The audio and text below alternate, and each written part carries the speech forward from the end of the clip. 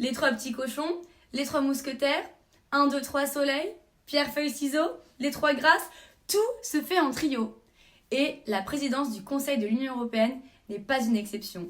En effet, depuis le 1er janvier 2025, la Pologne est la première du nouveau trio à débuter cette présidence tournante du Conseil de l'Union européenne.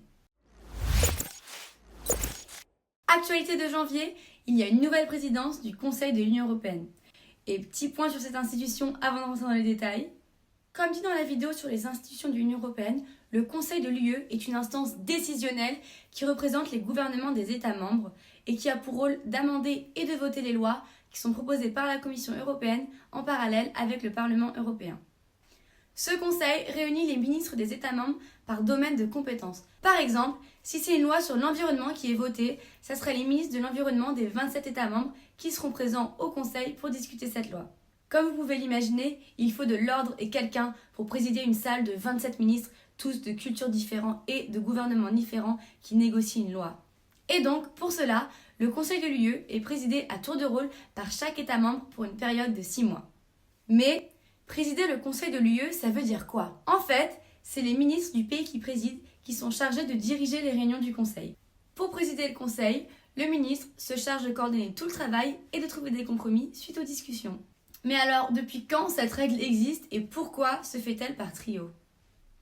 Le premier trio de présidence a été testé en janvier 2027 avec l'Allemagne, le Portugal et la Slovénie, puis cette règle a été inscrite dans le traité de Lisbonne, signé en décembre 2007, qui est entré en vigueur le 1er décembre 2009. Cette décision de faire des trios de présidence était mise en place pour assurer une cohérence et une continuité dans les travaux du Conseil, car chaque présidence individuelle dure que 6 mois, et 6 mois c'est vraiment court pour faire passer tout ce dont on a envie. Avant de commencer leur trio de présidence, les 3 pays décident ensemble sur les priorités communes sur lesquelles ils veulent travailler pendant les 18 prochains mois. Ensuite, chaque pays établit un programme plus détaillé des 6 mois de sa présidence. Ce programme, présenté au tout début de sa présidence, comprend les dossiers sur lesquels il considère que l'Europe doit prioritairement avancer. Ce système de trio permet à chaque État membre qui assume la présidence de pouvoir s'appuyer sur les priorités définies ensemble avec les 2 autres membres du trio.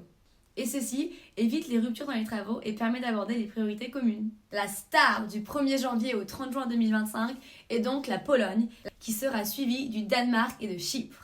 Les trios de présidence sont établis jusqu'en 2030 et pour la France, elle a déjà eu son heure de gloire dans les 6 premiers mois de 2022.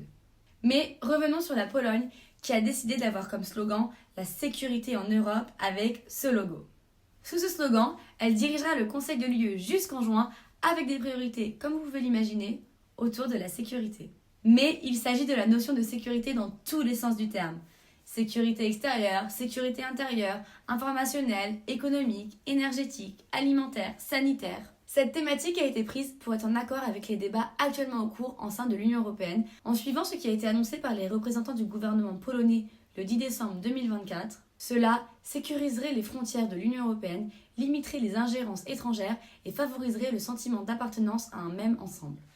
En plus de ça, la Pologne a mis d'autres priorités en avant de sa présidence qui sont renforcer les politiques de sécurité et de défense, en particulier avec la guerre en Ukraine, maintenir les efforts européens vis-à-vis de la transition énergétique et du pacte vert pour l'Europe, adapter les aides apportées à l'agriculture en la rendant plus durable et compétitive, renforcer la sécurité de la santé en Europe en se concentrant sur la digitalisation des soins et l'approvisionnement des médicaments.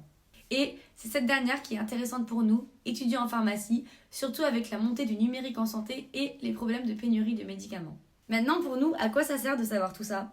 Eh bien, comme vous avez pu le comprendre, c'est la présidence du Conseil de l'Union européenne qui décide des sujets importants sur lesquels elle va vouloir que le Conseil travaille. Ce n'est pas vraiment le cas avec cette présidence, mais il y a des pays qui peuvent mettre la santé comme priorité et travailler sur des dossiers liés à ce sujet. Et voilà! J'espère que cette vidéo vous a aidé pour vous tenir au courant des actualités européennes. Au revoir!